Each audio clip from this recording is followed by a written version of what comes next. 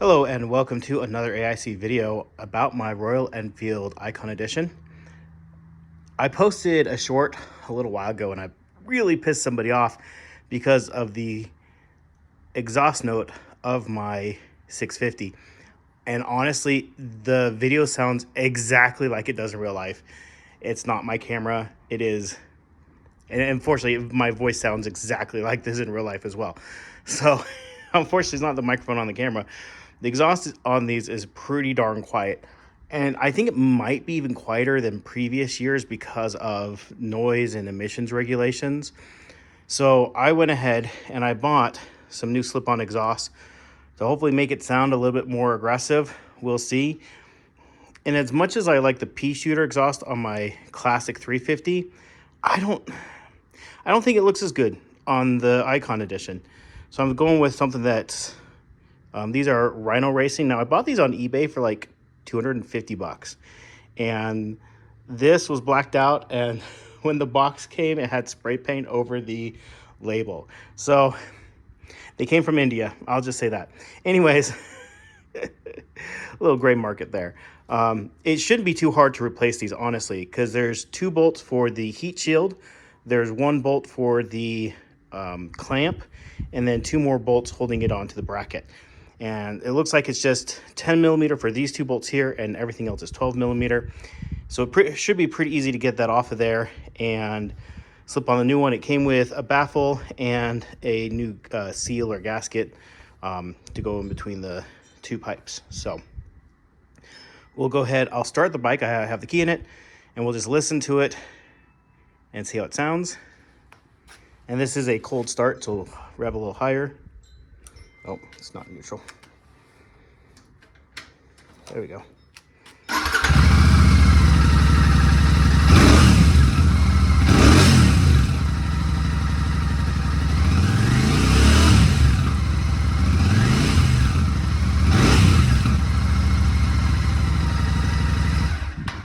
So I think after the first few hundred miles, it might sound a little bit better than it did when it was very, very first new, but it's still, the engine itself, like the mechanical noise of the engine, is louder than the exhaust.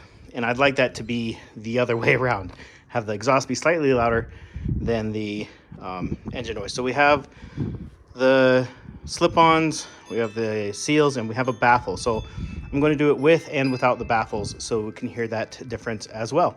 So we'll be back in a bit. Well, a moment for you and probably several minutes for me after we get these swapped out. All right, we got them switched out. I say that took about 30 minutes or so. Not long at all.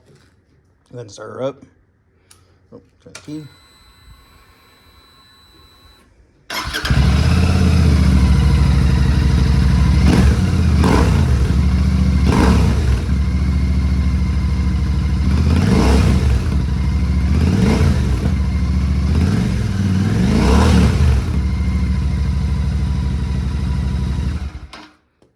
All right, so that's with the baffles in. I'm gonna let it cool down just a second. We'll take the baffles out and try it without baffles. All right, we got the baffles back out. And it came with the baffles out. I should have done it without the baffles first, but you know.